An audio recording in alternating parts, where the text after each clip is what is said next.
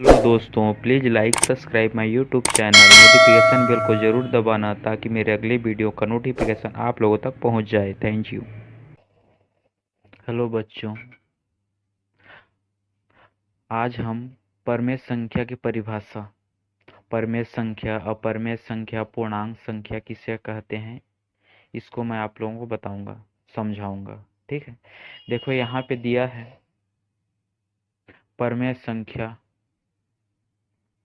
दिया है परमेय संख्या वे सभी संख्याएं जो p/q के रूप में होती है, जिनमें p व q दोनों पूर्णांक हैं तथा q बराबर 0 नहीं होनी चाहिए, तो p/q या p/q के लघुत्तम रूप वाली संख्या परमेय संख्या होती है।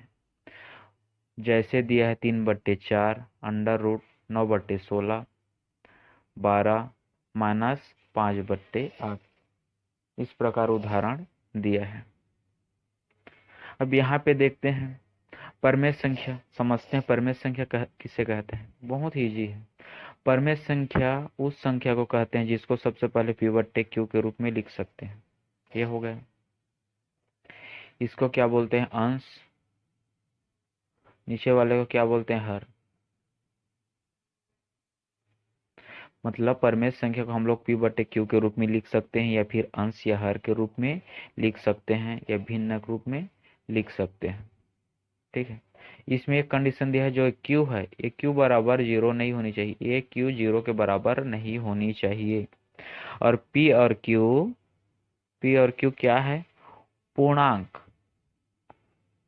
पूर्णांक संख्या होनी चाहिए, पूर्णांक संख्या होनी चाहिए। पूर्णांक संख्या किसको कहते हैं, जो पॉजिटिव भी होता है, जो नेगेटिव भी होता है। नेगेटिव संख्या भी होता है, पॉजिटिव संख्या भी होता है,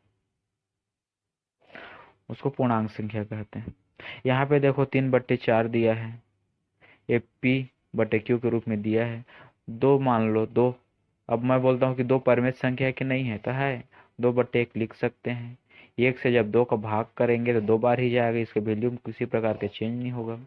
ये p/q के रूप में लिख सकते हैं इसको। ठीक है, ये देखो यहाँ पे दिया है 9/16, इसको हम लोग 9/√, दिया है जो कर्णिक रूप में दिया है, तो इसमें ये नहीं है कि ये परमेय संख्या है कि नहीं है। यही क्वेश्चन में पूछता है कि परमेय संख्या है कि नहीं है, वर्गमूल के रूप में है। ये तो पूर्ण वर्ग है ना, 9 क्या है, पूर्ण वर्ग संख्या है। 16 भी एक पूर्ण वर्ग संख्या है। जैसे मान लो इसको ऐसे लिख सकते हैं, 9/16 दिया है, इसको 9 को क्या लिख सकते हैं, 3×3 = 9, 16 को 4×4 = 16। यहाँ पे ये लिख सकते हैं 3 का स्क्वायर हो गया, ये 4 का स्क्वायर हो गया, 3/4 बाहर निकल जाएगा। ठीक है, अतः p/q के रूप में हो गया ना। ये क्या, एक परमेय संख्या है। इसमें सिर्फ दो कंडीशन है, p/q के रूप में लिख सकते हैं, q बराबर 0 नहीं होनी चाहिए, यह पूर्णांक संख्या होनी चाहिए। ठीक, अब देखते हैं, ये तो हो गया परमेय संख्या। अब परमेय संख्या देखते हैं।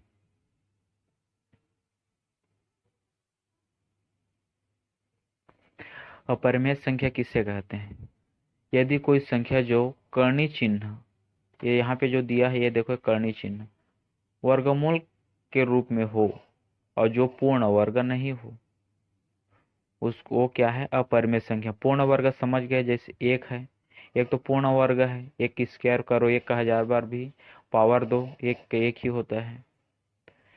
ठीक है, दो है, ये √3, √4, √5, ये क्या है, ये परमेय संख्या है, अपरमेय संख्या नहीं है। √2 क्या है, ये अपरमेय संख्या है।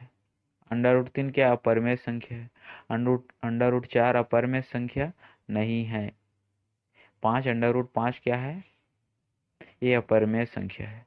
√4 क्यों नहीं है, क्योंकि √4 क्या है, एक पूर्ण वर्ग संख्या है ना, क्यों, इसको 2 दूने 4, 2 का स्क्वायर कर सकते हैं जो पूर्ण वर्ग संख्या है, 2 बाहर निकल गया। देखो यहाँ पे ये जो वर्गमूल है, वर्गमूल तो हट गया ना इसका, क्योंकि पूर्ण वर्ग संख्या है, इसीलिए क्या है, ये अपरिमेय संख्या नहीं है। अपरिमेय संख्या उस संख्या को कहते हैं जो वर्गमूल के अंदर रहता हो, वर्गमूल के रूप में रहता हो, समझ लो, ठीक है, और जो पूर्ण वर्ग नहीं हो उसको बोलते हैं अपरिमेय संख्या। अभी जस्ट मैं बताया था पूर्णांक संख्या। चलो अब बोलते हैं पूर्णांक संख्या के बारे में, समझते हैं। पूर्णांक संख्या क्या है? शून्य तथा इसके बाद आने वाले जो भी पॉजिटिव अंक रहता है, निगेटिव अंक रहता है, वो सभी क्या है, पूर्णांक संख्या है। शून्य से पकड़ के जो भी पॉजिटिव अंक है और जो नेगेटिव अंक आते हैं वो सभी क्या है, उसके सब समूह को हम लोग क्या बोलते हैं, पूर्णांक संख्या बोलते हैं। जो ऋणात्मक की ओर जाता है उसको ऋणात्मक पूर्णांक, जो ऋणात्मक रहता है उसको ऋणात्मक पूर्णांक बोलते हैं, जो धनात्मक रहता है उसको बोलते हैं धनात्मक पूर्णांक। ठीक है, धनात्मक रहता है उसको बोलते हैं धनात्मक पूर्णांक, ऋणात्मक रहता है उसको बोलते हैं ऋणात्मक पूर्णांक। इस ऋणात्मक और धनात्मक संख्याओं के समूह को हम लोग क्या बोलते हैं, पूर्णांक संख्या बोलते हैं, जिसमें जीरो भी शामिल है। ठीक है,